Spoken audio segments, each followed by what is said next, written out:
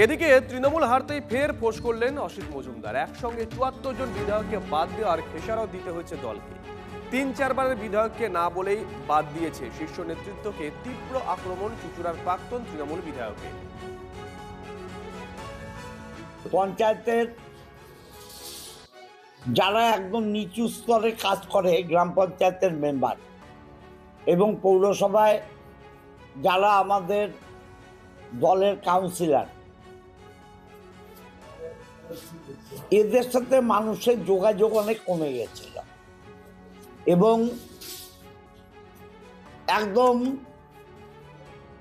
মনে ভাবছিল যে আমরাই সব কিছু।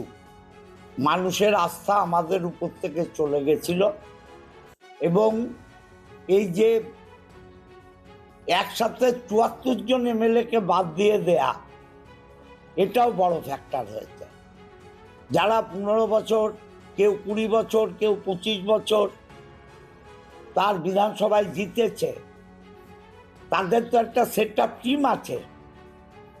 সেই টিমের মনে না বলে ব্যথা দেয়া হয়েছে, তাতে যা অবাধ হলো।